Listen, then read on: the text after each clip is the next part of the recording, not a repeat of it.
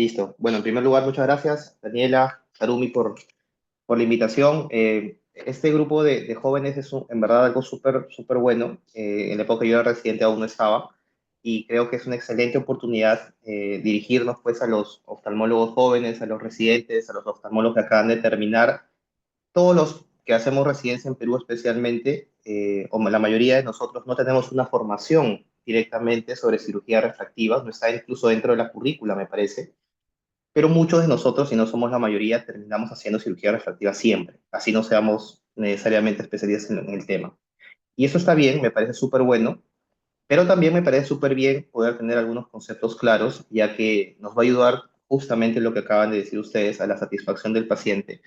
Así que bueno, vamos a empezar un poco sobre el tema. La idea es dar principios básicos, temas generales, y luego seguramente ustedes también y todos los participantes podremos dar alguna apreciación adicional. Bien, no tengo ningún interés financiero, voy a hablar en general de lo que yo hago, de lo que yo considero y de lo que está publicado, no necesariamente asociado a un equipo en especial.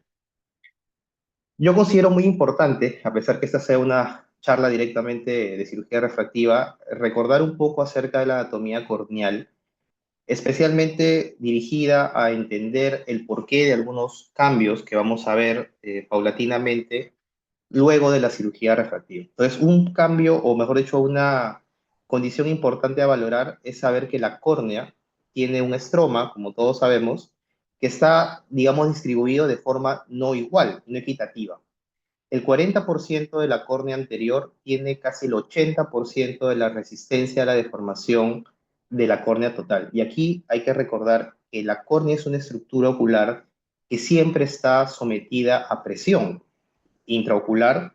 La presión intraocular sabemos que empuja la córnea, y también extraocular, como es el parpadeo.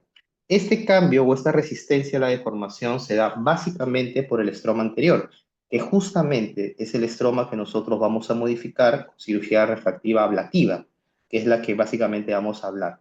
Y también es el porqué, o uno de los porqués, se trata cada vez más de tocar menos esta zona, haciendo cirugía corneal lenticular, como puede ser Clear, como puede ser Smile, pero este concepto de que la córnea anterior tiene mucha relevancia en la resistencia a la deformación es un concepto que debemos saber todos los que vamos a hacer cirugía refractiva en general.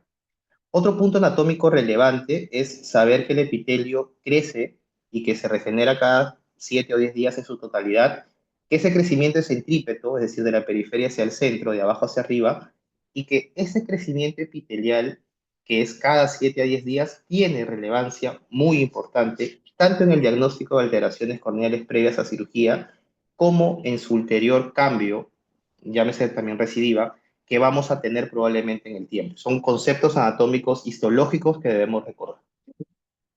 Entonces ya me adelantaron un poco la introducción. La cirugía refractiva es una cirugía electiva. Este concepto de cirugía electiva es algo muy importante de tener en cuenta, tanto para el médico como para el paciente, ya que, como acabamos de ver hace un momento, tiene un alto grado de satisfacción. Yo consideraría que es la cirugía con más grave satisfacción postoperatoria que existe, pero también cuando existe alguna dificultad, que es parte de cualquier procedimiento, hay un gran problema, ya que el paciente entendía que veía mejor antes de operarse, cosa que no sucede necesariamente con los cambios en la retina, en glaucoma, en catarata, donde si el paciente tiene ya una alteración visual, es mucho más comprensivo con los cambios que podría tener luego del procedimiento. Dentro de lo posible hacer una cirugía electiva, vamos a tratar córneas sanas. Y lo pongo entre comillas porque ya ustedes también han hablado un poco del tema. La superficie ocular muchas veces, que es muy variable, entre una semana y otra la superficie ocular puede darnos una córnea entre comillas sana a una córnea completamente enferma. Pero dentro de lo posible, la idea de cirugía refractiva es tratar una córnea que no tenga cambios estructurales que predispongan a problemas posteriores. Así que vamos a tratar córneas sanas. ¿Y qué es lo que vamos a hacer con cirugía refractiva corneal? Básicamente ablacionar tejido, a disminuir el grosor de algo, cambiar su morfología, cambiar la forma para poder cambiar el poder dióptrico. Y lo tercero, que es algo que pocas veces recordamos cuando pensamos que en cirugía refractiva, es que vamos a generar alteración nerviosa que puede ser en muchos casos, no en pocos, permanente. No siempre sintomáticas. Ojo con eso, no estoy diciendo que muchos pacientes tienen problemas de neuropatía post-LASIK, pero sí sabemos que muchos cambios, por lo menos a nivel histológico o con microscopía confocal, son permanentes en el tiempo. Y estos cambios pueden afectar una vez más, especialmente la superficie ocular. Vamos a generar cambios en la resistencia de la deformación, por lo que acabamos de mencionar hace unos momentos. ¿Y nosotros qué buscamos a la hora de pensar en cirugía refractiva, especialmente cuando lo vemos antes de hacerla? Es que sea una cirugía predecible, que hoy en día con los equipos que tenemos es muy predecible, consideraría más predecible que cualquier otro procedimiento, que sea estable en el tiempo y para eso hay que tener conceptos claros de lo que vamos a hacer y que tenga una rápida recuperación. Estos tres puntos es lo regular que hacemos en el día a día y por eso, como ya ustedes lo han mencionado, Harumi y Daniela, es una cirugía con alta tasa de éxito y satisfacción por el paciente. Entonces, una de las cosas que vamos a hablar, y no me voy a tratar de no extender tanto porque sería pues hablar todo un simposio sobre topografía o tomografía corneal, es justamente de valorar la córnea mediante imágenes, que creo que hoy en día pues es el paso inicial junto con la refracción indispensable para poder pensar en operar paciente. Antes pues teníamos solamente el anillo plácido, los queratoscopios, que aún tienen utilidad, por cierto, pero hoy pues tenemos también ya tomógrafos que pueden ver cara anterior, cara posterior, entre otros factores que vamos a revisar más o menos rápido por ahora. Yo por default uso Pentacam, creo que es uno de los equipos que está mayormente difundidos en general en Perú y en Lima, así que bueno, por ese lado voy a hablar de Pentacam, que es lo que yo uso, pero los equipos en general, todos tienen la misma idea y creo que pues, son extrapolables los datos que vamos a dar a todos los equipos en general. Yo disculpas que no he podido borrar los nombres. Esta charla la he tratado de hacer más o menos pronto por el tema de trabajo, pero bueno, confío que va a caer entre nosotros los nombres de los pacientes. Bueno, inicialmente lo que yo reviso en un paciente que se va a operar en cirugía refractiva es este mapa. Este mapa nos da un screening bastante rápido de lo que queremos ver, especialmente porque nos da la curvatura sagital anterior. Nosotros tenemos que ver, obviamente, cómo está conformada la cara anterior corneal. Las elevaciones, tanto anteriores como posteriores, que como sabemos tienen una relevancia importante, especialmente en queratocono subclínico, y el grosor corneal. Entonces, estos cuatro mapas, digamos, son los iniciales que yo voy a revisar en un paciente que voy a estudiar una córnea para operar. Las queratometrías son importantes, los valores son relevantes, ahora lo vamos a ir viendo. Y en el tema paquimétrico, yo sí quisiera dar algún dato adicional. Aquí en la parte inferior izquierda, nos muestra cuánto es el grosor corneal de la posición más fina, cuánto es el grosor corneal en el vértice, pero también nos da la idea de dónde está la posición más fina, que es ese circulito que vemos ahí redondito. Y esto es relevante, porque si bien es cierto, el grosor corneal como número, como en magnitud, nos puede decir si una córnea está sana o no, y después nos puede decir también si una córnea puede ser operable o no, también la forma en cómo está distribuido el grosor es un factor bastante importante. Y para eso podemos tener estos parámetros que encontramos en este mapa, que se llama mapa de Belin-Ambrosio de clase display, donde nosotros podemos valorar no solamente cuánto es el grosor de la córnea, sino de qué manera la córnea se va engrosando hacia la periferia. Y aquí hay que recordar otro tema anatómico, y es que el grosor corneal suele ser, debería ser de forma natural, menor en el centro y mayor en la periferia. En el centro sabemos que el grosor es aproximadamente 560 micras, 540, y en la periferia puede llegar a ser 900 micras, o sea, casi el doble. Pero, ¿cómo es que este cambio se hace a la periferia? También nos da muchas señales de si esta córnea está sana o no.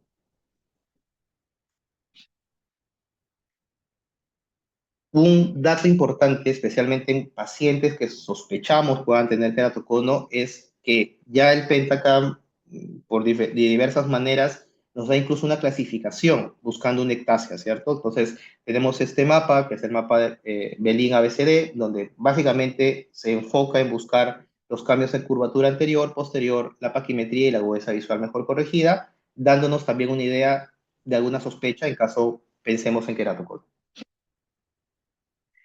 Con respecto a los corbatines, que eso es algo muy relevante, nosotros siempre en un paciente que tiene astigmatismo vamos a buscar la regularidad del corbatín y básicamente dirigidos pues a oftalmólogos jóvenes, siempre tenemos que no fijarnos tanto en la magnitud, que por supuesto es importante. Muchos oftalmólogos, cuando uno recién empieza la residencia, tenemos la idea de que un astigmatismo alto es sospechoso de queratocono y por supuesto que lo es, Pero en una topografía, además de poder ver la magnitud, o sea, el número de astigmatismo que podemos tener, es relevante también poder ver su ortogonalidad, como por ejemplo en esta topografía.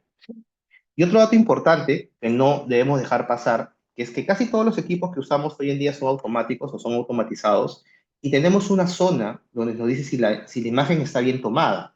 Por ejemplo, esta topografía se parece muy bien tomada, pero tiene en este lugar que dice QS, acá al lado izquierdo, un signo que dice dato. También puede decir párpado, también puede decir, o sea, hay diferentes alertas que podemos tomar y esto es muy importante de valorar a la hora justamente de decidir si vamos a operar a un paciente. No,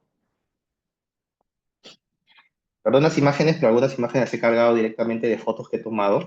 Y eso es un claro ejemplo interesante de que la magnitud del astigmatismo, de que los colores cálidos, que muchas veces nos generan cierto temor cuando empezamos a hacer cirugía refractiva, no necesariamente son cambios que nos deberían preocupar. Esta córnea, por ejemplo, es de un paciente con un astigmatismo en 5,5, que tiene una keratometría mayor de 48,8, es una keratometría muy alta, pero es una córnea completamente normal. O sea, la magnitud del astigmatismo, y es el mensaje, no siempre nos va a decir si algo está bien o no. Y si vemos, por ejemplo, este paciente, que es otro paciente, este paciente tiene 3,7 de astigmatismo y un corbatín muy distinto. Esta alteración o estos cambios en la elevación o en las keratometrías muy centrales, acompañados de unas córneas delgadas, por ejemplo, este paciente tiene 517 micras de córnea, siempre nos deben dar más sospecha, vamos a llamar así, o generar más interrogante que solamente la magnitud del astigmatismo. Entonces, por ejemplo, este paciente es un paciente a seguir. Estoy seguro que todos los que hacemos cirugía refractiva en este paciente haríamos algo adicional. Cuando vemos la elevación posterior de este mismo paciente, podemos ver que tiene un cambio discreto, pequeño, una elevación posterior de 14 micras, que es un factor a estudiar. Entonces, este paciente, por ejemplo, lo dejo así para la discusión posterior, es un paciente con queratocono. Por lo menos sería un paciente que tendríamos que seguir o que hacer alguna prueba distinta, ¿cierto? Yo creo que la mayoría de nosotros pensaríamos en buscar la razón de por qué vemos este corbatín central tan curvo, digamos, en esa zona y tan distinto en las demás partes. Este es otro paciente. Otra vez, perdón por los nombres que no los he podido borrar. Pero pareciera que es el paciente anterior, ¿cierto? Se parece mucho. Es una topografía muy parecida, pero es de otra persona. Y otra vez, vemos una curvatura central bastante mayor, una paquimetría de 502 micras, una córnea delgada, toda paquimetría por debajo de 500 micras, toda, cualquiera, si tenga todos los demás parámetros bien, creería yo es una córnea a valorar si vamos a tocar o no. Pero este paciente, cuando vemos la elevación posterior, por ejemplo, vemos una elevación posterior de 18 micras, que como sabemos todos, habíamos hablado hace un momento que la córnea tiene una distribución completamente asimétrica con respecto a la resistencia a la deformación y la mayoría de pacientes con ectasia van a empezar en la parte posterior. Si yo viera solamente la cara anterior de la córnea, probablemente no me diera cuenta que este paciente tiene un queratocono. Y aquí no hay mucho que pensar. Bueno, acá hay otros parámetros como podemos ver, por ejemplo, que la K máxima es 50, la K máxima bien alta, y que justamente esto, los cambios en el grosor hacia la parte periférica son muy marcados. ¿Qué quiere decir? Que la córnea central está muy adelgazada y eso nos hace sospechar que el paciente no nació con una córnea de 497 micras, sino que ha tenido un cambio en el tiempo porque la parte periférica no se ha adelgazado en la proporción que esperaríamos esté dentro de la normalidad.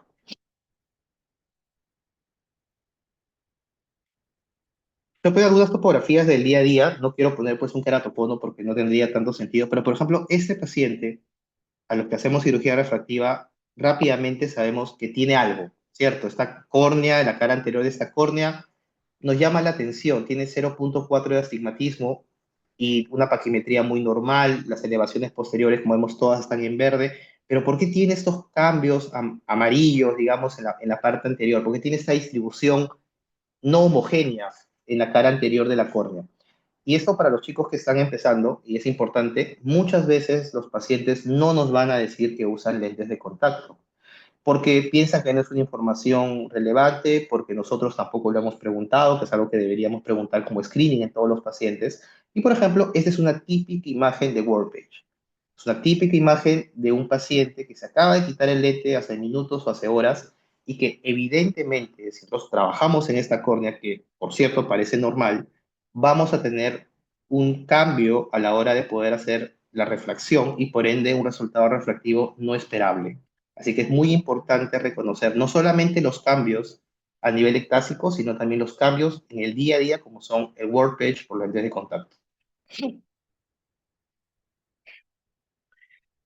En la mayoría de pacientes, probablemente en el 80% o 90% de pacientes, un topógrafo, tomógrafo como Pentacam, como Galilei, como Workscan, como el MC39, con toda la tecnología que hoy tenemos, sea suficiente para poder valorar a un paciente a nivel corneal. Pero en algunos casos, como hemos visto anteriormente, hay dudas en lo que podríamos tener. Y para eso justamente existen otros equipos que nos pueden ayudar mucho. Dentro de estos equipos, yo considero de mucha utilidad el mapa epitelial. El mapa epitelial no es nuevo. Si uno busca bibliografía sobre valorar mapa epitelial, el epitelio tiene características ultrasónicas distintas a las que tiene, por ejemplo, el estroma corneal. Así que se mide desde los años 90 o 2000 incluso, hay mapas epiteliales. Lo que sí en los últimos años nos ha permitido la tomografía corneal es tener un mapa epitelial mucho más consistente, o sea, mucho más repetible, que nos ayuda mucho más al seguimiento. Pero hay algunos conceptos básicos que yo considero sobre el epitelio que todos debemos saber, especialmente los que vamos a hacer cirugía refractiva, ya que nos va a ayudar no solamente al diagnóstico precoz de córneas con cierto riesgo de generar ectasia posterior o córneas que ya tienen una ectasia, sino también nos va a dar idea de cambios que vamos a hacer en la córnea, no solo a nivel estromal, que es donde el láser va a actuar, ¿cierto? Como sabemos todos, sino también en el tiempo en el epitelio. Entonces, lo primero que hay que saber sobre el epitelio es que el epitelio se va a engrosar en lugares donde se ha perdido tejido o donde se ha aplanado. Este es un dogma del epitelio en todos lados.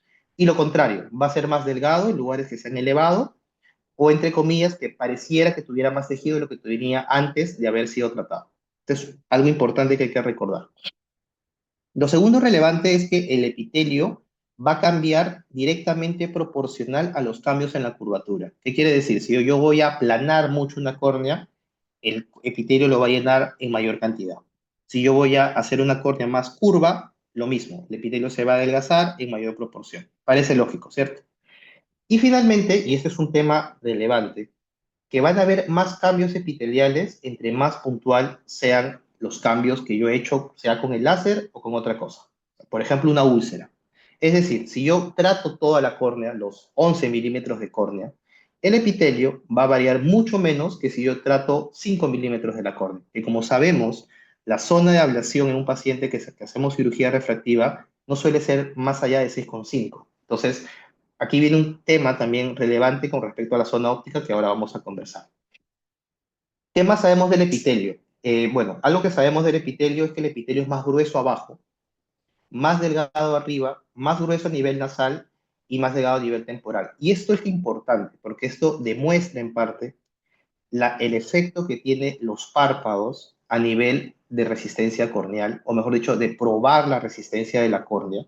Y también nos da una idea de cómo está distribuida la resistencia corneal si lo mapeamos en ejes de X y Z, de X, perdón, y Y. Entonces, el mapa epitelial nos puede ayudar mucho en detectar cambios sutiles que inicialmente, si tomamos una topografía o una tomografía que toma la córnea como una unidad, o sea, todo el grosor corneal, no podríamos ver. Entonces, sabiendo lo que hemos visto en la diapositiva anterior, es así como se ve, por ejemplo, un paciente que tiene una ectasia, tiene una zona central más delgada y un anillo periférico más grueso. Por cierto, aquí los colores son al revés, ¿ok? Los colores más cálidos son más gruesos, los colores más de color azul son más delgados. O sea, hay que entender un poco esto a la hora de ver los colores. En un paciente que se ha hecho, por ejemplo, cirugía refractiva con LASIK miópico, vamos a ver el grosor del epitelio a ese nivel mayor porque va a tratar de llenar, ¿cierto? Lo que nosotros hemos dejado de lado. Entonces, no voy a hablar mucho sobre mapa epitelial porque no es menester de la charla, pero sí hay que recordar que tenemos esta herramienta, especialmente en pacientes, como acabo de decir, que nosotros sospechamos puedan tener algunos cambios y que no estamos seguros si realmente son o no son candidatos para cirugía refractiva. Pero también el epitelio o el mapa epitelial en general tiene relación con la regresión. Justamente lo que hemos hablado hace un momento. Si yo trato a un paciente, mientras más yo trato, mientras más yo aplano, mientras más yo incurvo una córnea, más regresión voy a tener. Y esto es importante porque ya sabemos entonces cómo explicar al paciente por qué si tiene 8 de miopía, yo lo voy a ablacionar los 8, probablemente regresión. Simplemente es una forma normal que tiene el ojo de readaptarse a los cambios que yo he hecho a nivel paquimétrico. Se dan más cambios en la zona hipermetrópica porque la ablación es distinta, sabemos que es periférica, y también hay que tener en cuenta lo siguiente. Yo muchas veces he escuchado amigos míos o incluso, o sea, colegas, claro, o sea, nosotros pensamos que si vamos a disminuir la zona óptica, vamos a consumir menos tejido, que como sabemos es algo deseable, ¿cierto? Y es verdad, pero también tenemos que saber que aparte de tener mayor problemas a nivel de aberraciones corneales cuando disminuimos la zona óptica, especialmente en pacientes con miopías altas o con hipermetropías altas, es muy probable que al reducir la zona óptica tengamos mayor regresión, justamente porque a menor cambio, a menor zona de cambio, mayor crecimiento epitelial. Y otro punto bastante relevante que tiene que ver con la introducción que hicieron ustedes es que el ojo seco genera cambios en el epitelio. Entonces, un paciente que pensamos que tenga Warpage, que pensamos que tiene ojo seco, queratitis, no le voy a pedir un mapa epitelial. El mapa epitelial es de ayuda si el ojo está en un estado correcto de hidratación también. Así que eso es importante recordar. Es así como se ve un mapa epitelial. No voy a entrar mucho más en detalle porque me demoraría mucho. Pero aquí un punto interesante. Miren aquí abajo, estos dos mapas epiteliales que están en la parte inferior son mapas normales. Es una distribución normal de cómo está el epitelio. No se parece en nada a esta imagen que he sacado de un artículo del doctor Dan Reisten. Y esto nos va a servir para darnos cuenta de lo siguiente. Este mapa epitelial que está aquí tiene colores tan distintos porque en la escala de colores que está en este lado de aquí, tiene un color diferente por cada micra.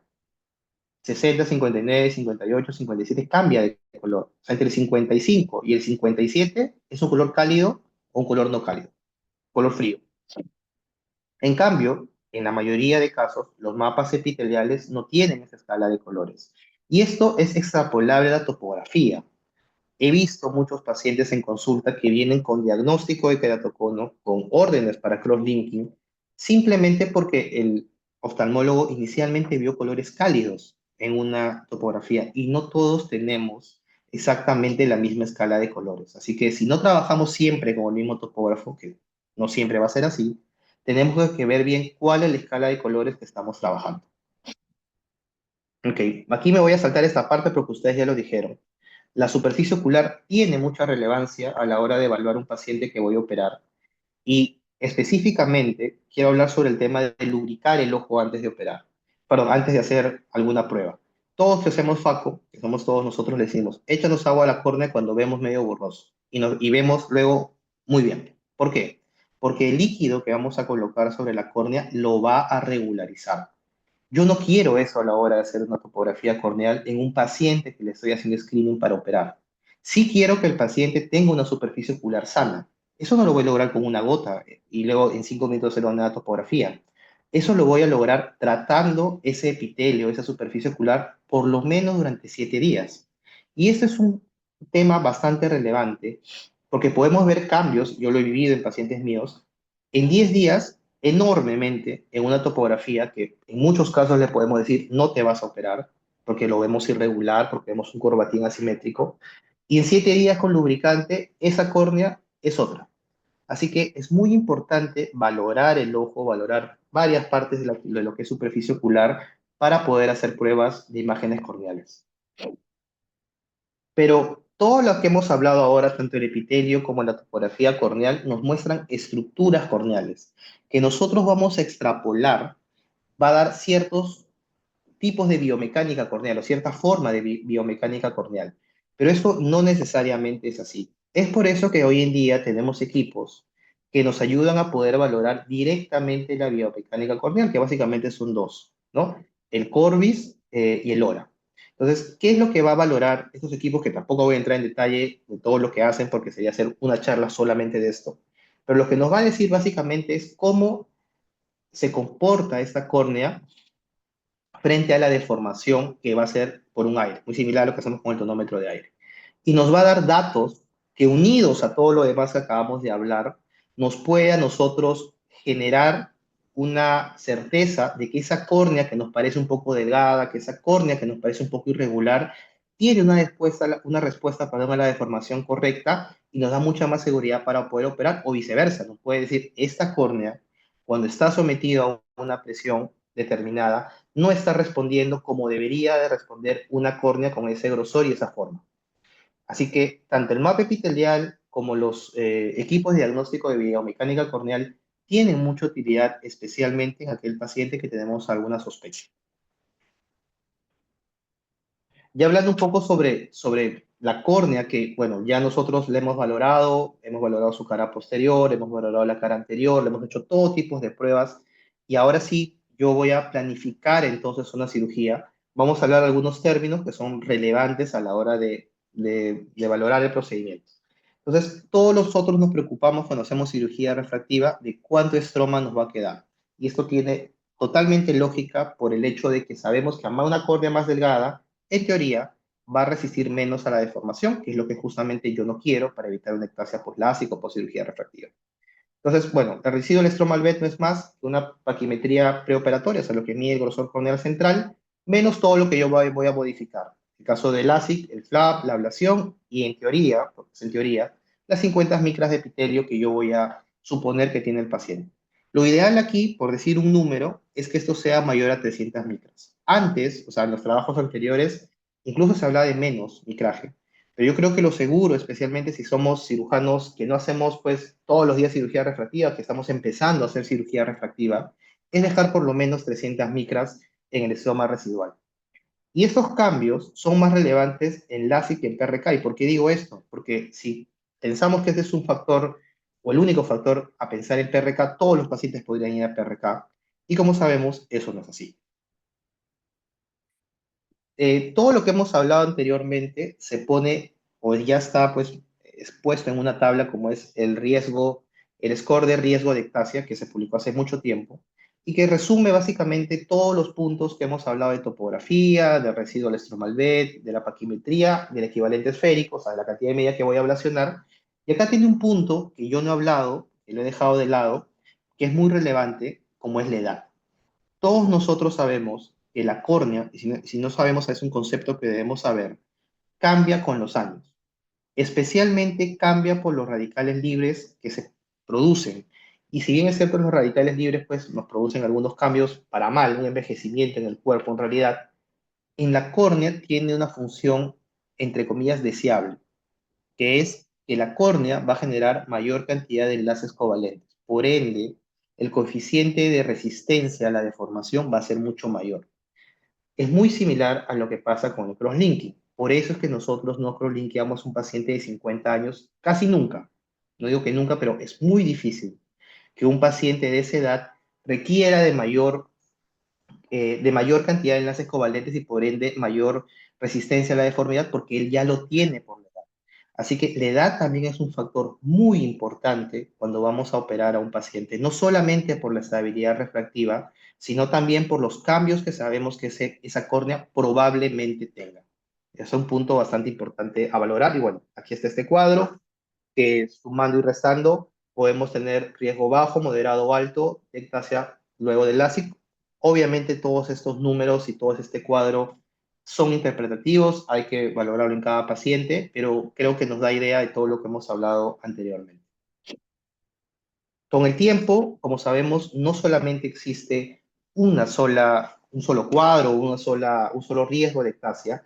A partir del año 2017, justamente el doctor Santiago publicó un trabajo hablando del PTA, que hoy en día se sigue usando con mucha frecuencia, pero en la época que se publicó fue un boom, vamos a llamarlo así, que hablaba del porcentaje de tejido alterado, que no es más que la sumatoria del flap, porque normalmente eso se usa pues en cirugía con flap, o sea, en LASIK, más la cantidad de ablación entre el grosor central corneal. y que esto no debería ser más al 40%. Y esto es muy importante de recordar. No debería ser más del 40% en córneas sin alteraciones. O sea, el PTA no nos dice que si yo hago esta sumatoria aritmética simple y tengo más de 40%, puedo operar. No es de screening. El PTA es un porcentaje, es un número que nos va a ayudar mucho, así como los números anteriores que hemos visto, pero que se tiene que tomar en conjunto con todas las demás variables que hemos hablado para saber si un paciente se puede operar. Ahora, como todo trabajo innovador, ya al día de hoy hay muchos otros trabajos que, entre comillas, no digo que desmienten, pero que quitan, digamos, cierta relevancia al PTA. Bueno, ahí están, lo podemos leer, ahí van gran cantidad de ellos. Pero yo considero que es de mucha utilidad si vamos a usarlo como una herramienta más a la hora de estar haciendo todo ese proceso mental del cuadro anterior, más esto de aquí. Bien, entonces de aquí yo creo que ya estoy un poco tarde, voy a avanzar un poco más rápido, simplemente dejar algunos temas otra vez para el oftalmólogo que está empezando en cirugía refractiva, quien va dirigida la charla. Más o menos nosotros podemos contabilizar entre 15 y 20 micras por dioptría, especialmente en miopía. Astigmatismo es más, y digo aproximadamente porque esto es muy variable en equipo y equipo, como ustedes se van a dar cuenta. La ablación miópica no debería generar menos de 35 dioptrías, ni la hipermetrópica más de 49, y esto tiene una relación no solamente por lo que imaginamos que son los cambios aberrométricos que esto van a generar en un paciente, sino también en la cantidad de regresión que van a tener. Y esto es muy importante, o sea, no solamente tenemos que ver si tenemos el grosor para poder aplanar, y ni qué decir para incubar porque seguro lo vamos a tener, sino que hay límites que están más o menos establecidos de si esta cirugía va a ser exitosa, no solamente ópticamente, sino con respecto a su estabilidad. Luego ya en el tema quirúrgico, eso son cosas mías, yo no considero de muy buena idea hacer un flap por menos de 90 micras de saconsento. Sabemos que los flaps delgados tienen también sus complicaciones, aunque nos ahorran tejido. Lo ideal sería tener un paquímetro intraoperatorio, porque todo lo que vamos a sumar y restar va a ser teórico, pero realmente lo que pasa en sala solamente lo podemos saber con un paquímetro intraoperatorio, sea este ultrasónico que está asociado al equipo que estamos usando.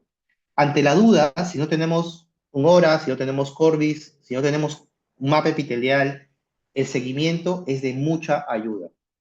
El paciente que tiene una ectasia, el paciente que tiene una sospecha de una ectasia, le vamos a decir que no se frote, le vamos a dar lubricantes y lo vamos a seguir.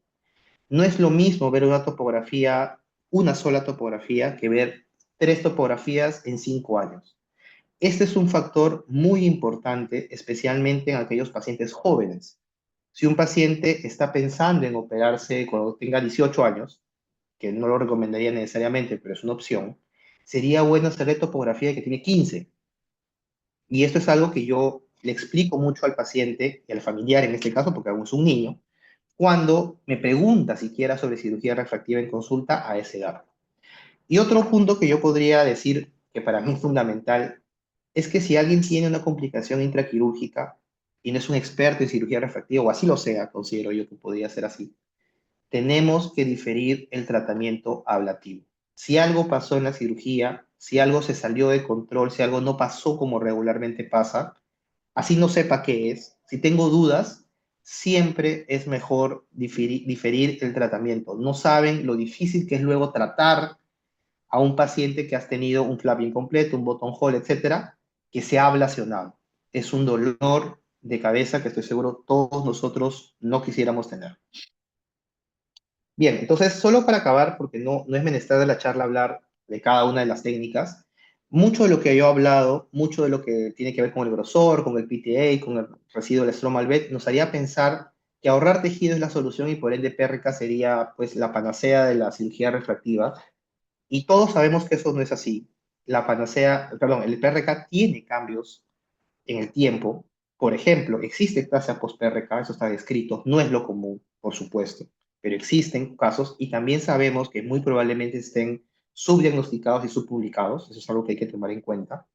Luego, los defectos epiteliales post-PRK no son tan infrecuentes. Todos los que hacemos PRK con cierta regularidad sabemos que no todos los epitelios se conforman, se recomponen de la misma manera tiene una menor predictibilidad, no siempre, pero en muchos casos, especialmente en el astigmatismo y en la hipermetropía. Ojo con hacer astigmatismos mixtos con PRK, si es que no le dan las sumas y las restas para poder hacer LASIK. Y por supuesto, el más grande y más frecuente temor, que es el haze. El haze post-PRK puede ser también un gran dolor de cabeza, no siempre va a ser, entre comillas, responsabilidad de nosotros, muchas veces es del paciente que no se supo cuidar o no le supimos explicar, pero hay que tener en cuenta que estos cambios post-PRK muchas veces van a quitar gran cantidad visual y a veces de forma irreversible. Así que mucho cuidado con el PRK, es una técnica que sirve mucho, hay que usarlo correctamente, pero no es la panacea de la cirugía refractiva como casi hoy más personas parece pensar que es así. Ante la duda, PRK. No considero que esa sea la idea. Y finalmente, hablar un poco sobre esto, ¿no? Los cambios en el epitelio pueden generar muchos problemas, no solamente en PRK, sino también en cirugía refractiva tipo LASIK, porque los cambios epiteliales son muchas veces persistentes. Si nosotros tenemos una córnea muy curva, el epitelio va a ser muy delgado, muchas veces se va a romper. Imagínense terminar con una córnea así, este paciente ve ese puntito, estoy seguro que lo ve, y no es algo tan infrecuente. Hay que fijarnos bien hasta que cierre el epitelio en caso de PRK e incluso en cirugía refractiva hipermetrópica, darle un seguimiento oportuno, porque los cambios epiteliales, como sabemos, no se van a dar inmediatamente en un paciente con cirugía tipo láser.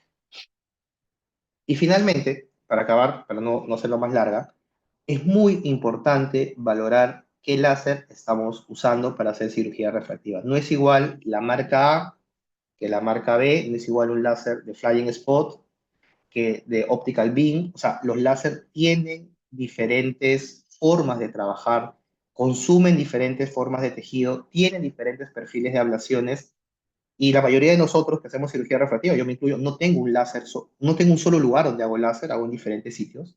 Así que tengo que saber cómo se comporta el láser para saber yo cómo voy a comportarme también con el paciente y hasta cuándo o hasta cuándo voy a tener el efecto que quiero lograr luego de la cirugía. Listo. Muchas gracias.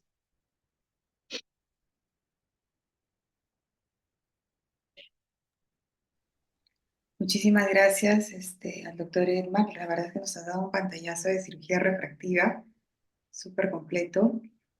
Lo interesante, muchas veces cancelamos o rechazamos pacientes de cirugía refractiva por lo que tú comentas de que no fue una toma adecuada, ¿no? Entonces, qué importante, muchos de los pacientes que quieren cirugía refractiva son usuarios de lentillas de contacto.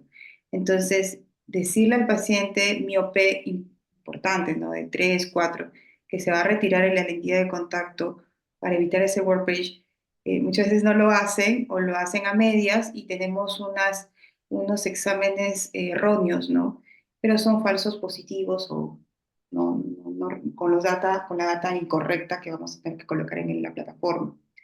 Entonces, ¿tú tienes algún protocolo que le das a los pacientes, por ejemplo, si son usuarios de lente de contacto blando, nos comentaste, pero los pacientes que son usuarios de lentilla de contacto rígido, ¿tienes alguna diferencia o a todos les quitas 2 semanas?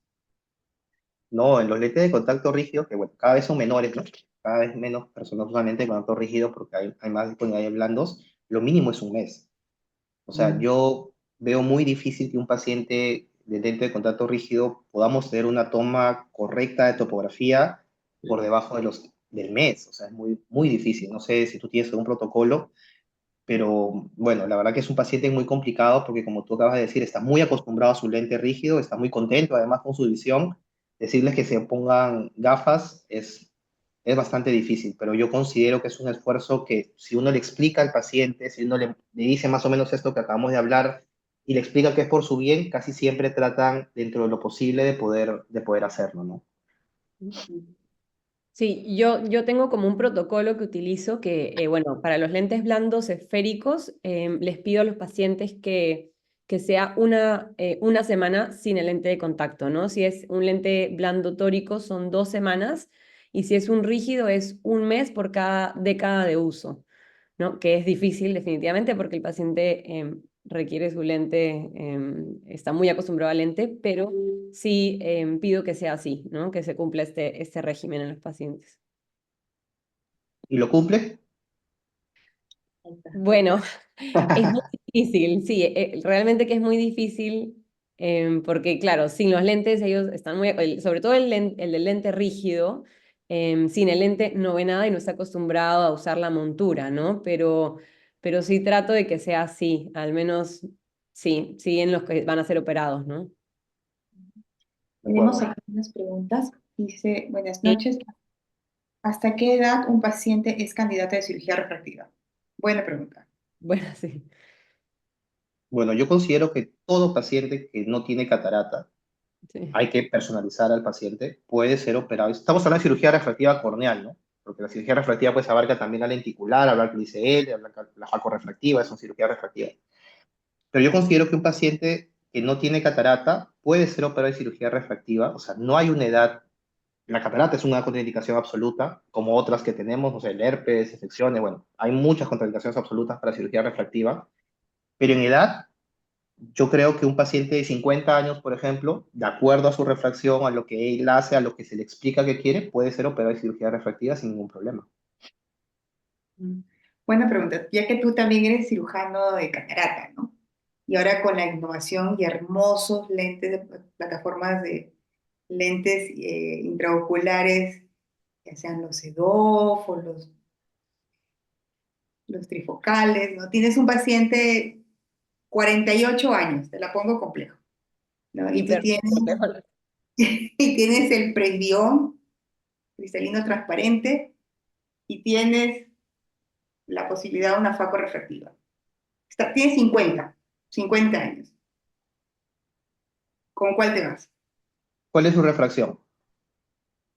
Es hipermetropía. ¿De cuánto? Astigmatismo hipermetrópico. ¿Mixto? Sí, los típicos pacientes nuestros, astigmatismos hipermetrópicos. Si es mixto, yo vería cuánto ve sin lentes primero. O sea, nosotros nos podemos sorprender cuánto ve un paciente con astigmatismo mixto sin lentes. O sea, yo he visto pacientes con astigmatismos mixtos que ven 20-30 binocular. Yo a ese paciente le diría, ¿cuál es tu motivación para operarte? Yo creo que muchas veces pacientes con astigmatismo mixtos, el resultado de cirugía refractiva puede ser perfecta, digamos, en temas refractivos, cuando lo pasamos por el autorrefracto, en temas corneales. Pero el wow, ¿no? Que tiene un miope de 5 luego de operado, normalmente no lo tiene. Bueno, pero volviendo a la pregunta que tú mencionas, depende mucho del paciente. Un paciente de 50 años que no quiere usar lentes ni de lejos ni de cerca, porque eso es lo que quiere, ¿cierto? Porque también hay pacientes de 50 años que dicen, mira, doctor, yo quiero ver cómo puedo mejorar mi visión. Entonces habría que preguntarle, ¿usted qué hace? Si usted es tenista, si usted juega fútbol todos los fines de semana y le encanta poder tapar, poder jugar, ¿es eso lo que busca? ¿O usted es un abogado que usa un lente multifocal? ¿Qué usa el paciente antes de que se quiera operar? Es muy importante. Muchos de nosotros conocemos pacientes que usan solamente un lente para ver de lejos y de cerca que no es multifocal. El hipermétrope es muy común en ese paciente, que tiene más 4 de hipermetropía, más 1,50 de adición y él solamente usa más 4 y está acostumbrado a leer. Con ese más 4, no usa 5,50 para poder leer. Ese paciente, por ejemplo, yo le haría un LASIK. Es una opción, porque también hay que pensar que el quitar el cristalino no es algo inocuo. O sea, el cristalino tiene una función. Todos sabemos el riesgo de desprendimiento de retina que hay, especialmente en miopes, por ejemplo. Entonces, yo vería muy bien qué paciente es. O sea, es muy difícil esta pregunta solo con la refracción y con la edad de poder definir qué le puedo ofrecer. Pero si la pregunta es, yo podría ofrecerle a un paciente de 50 años láser, sin ninguna duda se lo podría ofrecer. Ujú. Tenemos unas preguntas más. Dice, felicitaciones por la conferencia. ¿Considera candidato a cirugía refractiva a un paciente de 30 años con miopía simple, topografía corneal sin alteración, pero con diagnóstico de síndrome de Stickler y glaucoma de ángulo abierto? Yo no operaría nunca un paciente que tiene glaucoma ángulo abierto de cirugía refractiva. Ustedes, láser corneal, ¿no? Claro, ni enfermedad de tejido conectivo, ¿no? Creo que Tampoco, claro. se considera contraindicación relativa, pero sí realmente no es, no es apto, no sería como apto para operarse de una cirugía LASIK, no. A mí me gustaría preguntar también a ustedes lo que me han preguntado. Un paciente de 50 años con un astigmatismo hipermetrópico mixto, ¿qué le ofrecería? Tal cual, menores de 52 años Menores de 52 años, la insectomía, no. Tanto así que en Brasil, menores de 52 años no hacen una cirugía del cristalino, salvo pues tenga una catarata, salvo realmente sea tenga alguna patología. Pero Daniela, menores tú, de 52 años, la Sí, insectomía, si no tiene catarata, es un paciente apto para cirugía refractiva corneal, ¿no? Si no tiene catarata, sí. Pero depende mucho como de lo que quiere el paciente, ¿no? No es como absoluto, es como, creo que hay pacientes que si necesitan, por ejemplo, más o quisieran más un lente multifocal, por ejemplo, pero por lo general, si no tiene catarata, sí, sería apto para una cirugía corneal. sí, yo pienso, creo que todos pensamos que, o sea, con la predictividad que tiene el láser, con los nuevos patrones ablativos que generan menos aberraciones también, una cirugía corneal es muy relevante. Ahora, hay otro factor que también yo considero relevante mencionarlo. En 10 años, cuando ese paciente tenga catarata, porque seguramente va a tener catarata con el tiempo, no sabemos qué lente va a ver. O sea, el Panoptix creo que está desde el año 2016, 2017, no me equivoco. Todos los pacientes que se pusieron Restore con cristalino claro, o sea, deberíamos seguramente quieren ponerse Panoptix ahora, ¿no?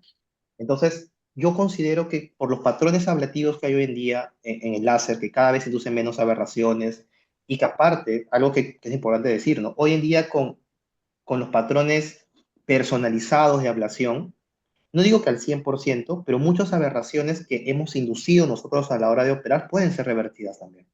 Así que no necesariamente un paciente postoperatorio de cirugía refractiva le voy a contraindicar un lente multifocal más adelante. Y eso es algo que también es importante saber. Antes era mucho más difícil revertir eso. Pero hoy con la topografía, con todo, con la barometría que está dentro del láser excimer, podemos revertir lo que hemos hecho, no siempre, en parte, la parte que nos va a molestar, y podemos poner un lente multifocal. Entonces, también considero que por ese lado, la parte ablativa del láser sería mi primera opción casi siempre. qué interesante lo que comentas sobre las cirugías ablativas customizadas, ¿no? Este tipo de contura de algo, ¿no? Porque muchos pacientes le quitan la aberración, las aberraciones que tiene y mejora calidad visual, ¿no? Tenemos algunas preguntas, no me quiero saltarla. Eh, el doctor Willy Becerra pregunta, dice, buenas noches, ¿alguna relación entre PRK y uveitis anterior al mes de poscirugía? Bueno, a mí no me ha pasado. Todo puede dar uveitis anterior, que es algo muy frecuente que genera uveitis anterior y hipertensión ocular, herpes, ¿cierto? Todos los que hemos operado la suficiente cantidad de catarata y cirugía refractiva, alguna vez hemos sospechado de que nuestro paciente puede tener herpes. ¿Por qué? Por el tratamiento. Y Nosotros la, dejamos gran cantidad de corticoides. Así que yo pensaría siempre en un paciente con uveitis anterior post cirugía de lo que sea, o sea, me refiero ocular, en herpes. O sea, es una no, y hay buena que tener en opción cuenta que la fotoablación, o sea, la fotoablación va a despertar el herpes corneal. Entonces, también. puede ser. Correcto. El doctor David pregunta, dice, buenas noches, recomiendo operar pacientes de 17 años que desea postular a la escuela. Esa es la pregunta de dice, a la escuela. Ahorita lamentablemente pues tenemos esos chicos jóvenes, ¿no? Que está la mamá al lado del papá y te insiste en la cirugía refractiva jovencísimos, ¿no? 17, 18 años. Yo no Sí, tocaría. no, No sé qué no, yo dice. tampoco. Yo Yo les operado. digo, sí, yo les digo que no está, bueno, no, sí, yo les digo que no. ¿Tú, Jarumi, tampoco? No, no, no, no, no somos O sea, yo, a ver, aquí habría que pensar bien, o sea, también en el paciente. Yo, obviamente, ¿no? O sea, yo le diría al paciente, espere un año, no dos, te sigo, todo bien. Pero ese paciente se va a operar. Vamos a empezar por ahí. Ahora, yo considero que no es igual operar un paciente de TransPRK de una dioptría y media, porque muchas veces es así lo que tiene un paciente que se va a operar, a los 17 años con una topografía normal, con un Corbis normal, con todo normal, que probablemente regresione. Eso se lo digo al familiar, va a regresionar. Que operar un paciente de 7. O sea, eso también, o sea, con todo lo que hemos hablado, sería importante recalcar. Ahora, no es lo ideal. Estoy de acuerdo. Yo a mi hijo no lo operaría a los 17 años de cirugía refractiva, pero a veces es muy difícil entender eso al papá. Ahora, yo haría otra pregunta. ¿Le pondríamos ICL a un paciente de 17 años o no? No, Depende, ¿no?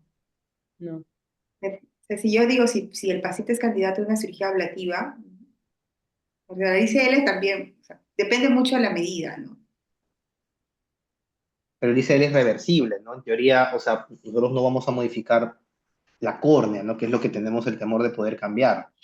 Pero es una cirugía intraocular que trae otras complicaciones, ¿no? Por ejemplo, si fuera miope, es un desprendimiento de retina en esa edad, en un ojo sano, por así decirlo.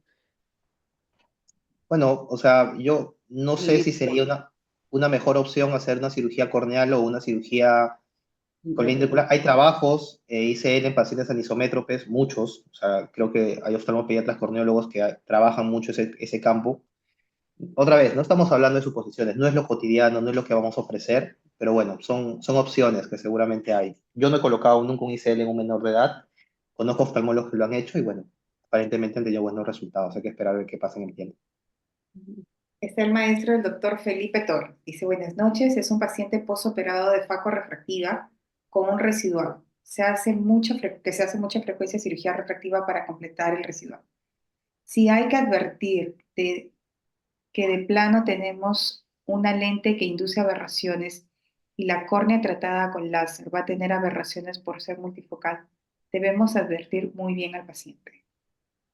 Sí, De acuerdo. importantísimo. Recuerda que los lentes intraoculares multifocales, pues eso para córneas monofocales. O sea, lo ideal es que sea una córnea no, tenemos una córnea multifocal. Lo que vamos a producirles más aberración y al pobre paciente va a ser un dolor de cabeza toda la vida. Bueno, pero ahí también habría que preguntarnos si las aberraciones que más le molestan son los de alto o los de bajo orden, ¿no? O sea, Sí. un paciente que nos queda con cirugía refractiva -1, o sea, faco refractivo con un multifocal de -1, no ve. O sea, Claro, en ¿qué ese ofrece? aspecto de bajo orden, sí. O sea, No. pues, eso es lo que yo entiendo, lo que dice el doctor es cierto, ¿no? Nosotros no queremos tratar una córnea luego de colocar un multifocal. No, no es lo que estamos esperando, especialmente en esfera, ¿no? Ujú. Pero es algo que pasa.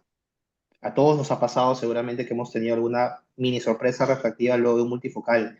Habría que preguntarnos qué es lo mejor para el paciente, qué es lo que él va a sentir que es mejor. Quitarle ese uno de miopía que tiene o general inducirle más aberraciones. Y eso no es tan fácil de poder pensarlo, obviamente, ¿no? Pero dejar a un paciente que se operó para ver 20/20 de lejos binocular y J1 de cerca binocular y ahora ve 20/80 de lejos, ese paciente no va a estar contento. O sea, si no vamos a pensar en una cirugía ablativa corneal, tenemos que pensar en un recambio de lente o un piggyback. No podemos dejarlo así. Tenemos a un glaucomatólogo que nos comenta, el paciente con glaucoma no se debe operar de refractivo. Yo como glaucomatólogo no recomiendo eso por los cambios en grosor corneal, ya que ya no se realiza la corneocorrección. El doctor Julio Rodríguez no es sorpresa refractiva, es error al calcular. Mm. Claro, o sea, no es una sorpresa refractiva. Tenemos un Sí, cálculo, no es una mini sorpresa refractiva, nos sorprendió a nosotros que quedara así, ¿no? Pero pasa, ha pasado.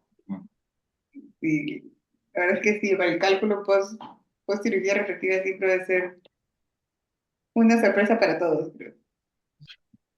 Sí, de acuerdo. Sorpresa con error. Sí. Interesante. Otra pregunta, ¿no? Vamos con el tema. Entonces, ¿tú ya tienes algún número importante de pacientes que has hecho cirugía ablativa para presbicia? ¿Y cuál es tu opinión sobre ello?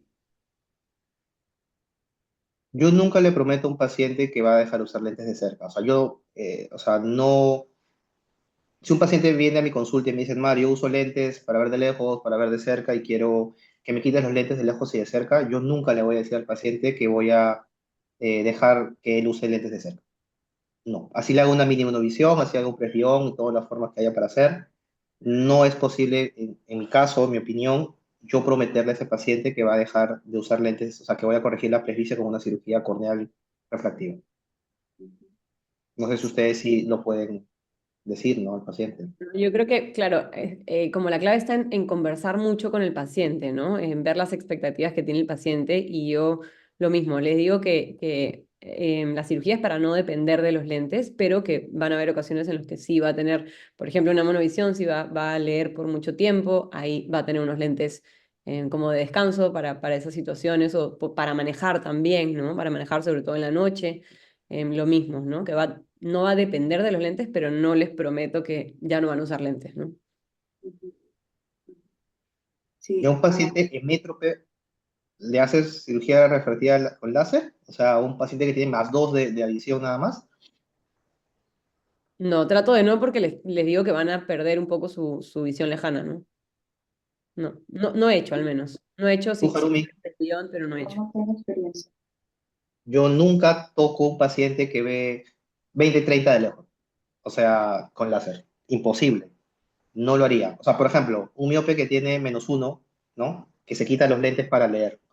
Hay gente que le haría un ojo, ¿cierto? Ablacionarías un ojo, el dominante de lejos y el otro de cerca. Yo no lo haría.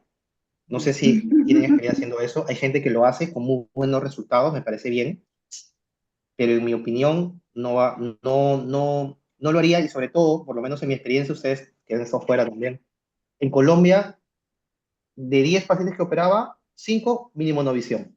Normal, les explicaba ¿no? Lo que el cerebro, que va a ver muy bien de lejos, de cerca, lo que tú acabas de decir que es cierto, ¿no?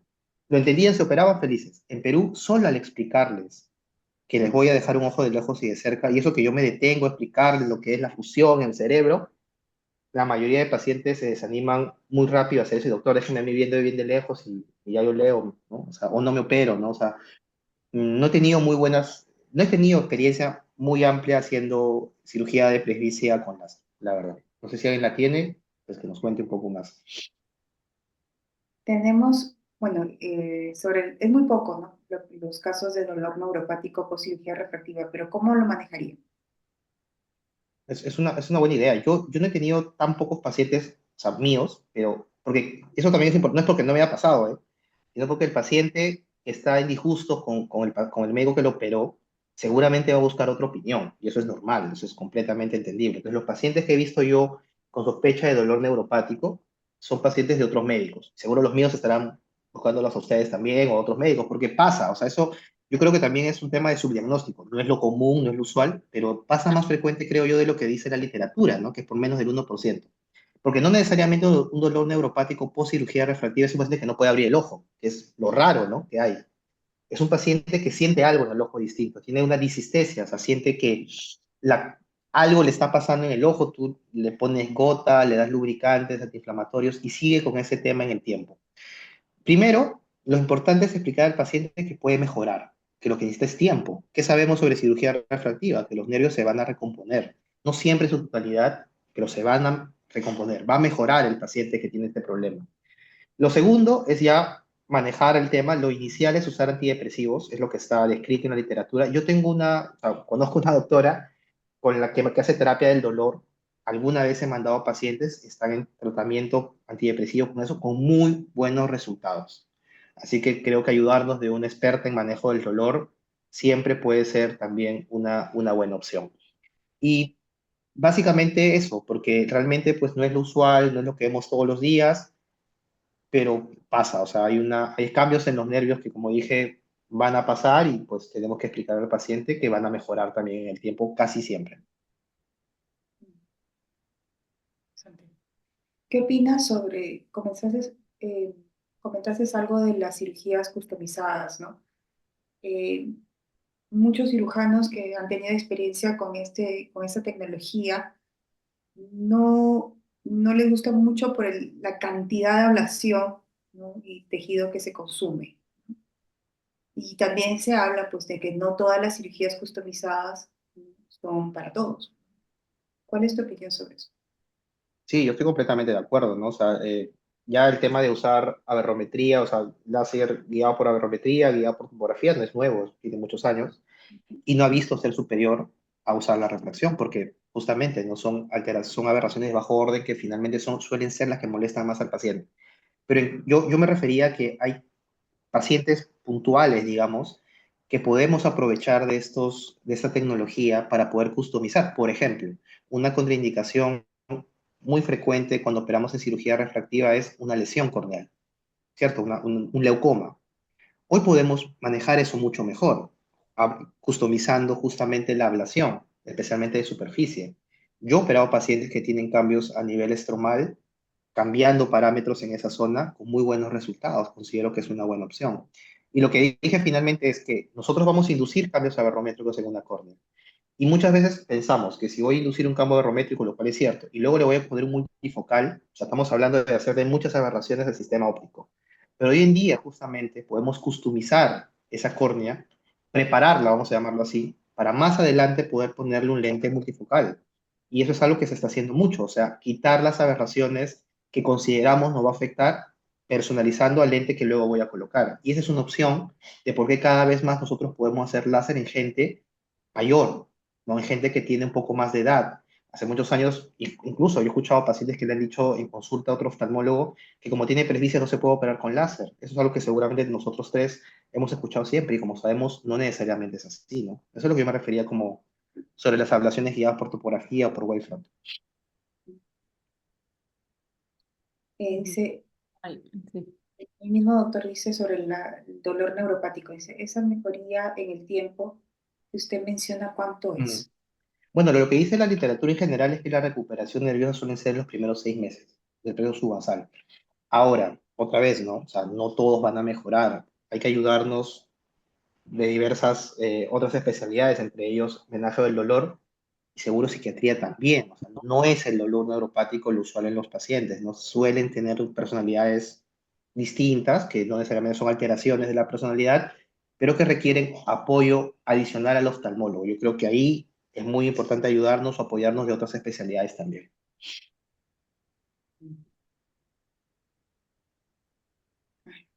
Gracias, están agradeciendo justo por la respuesta. Ujú.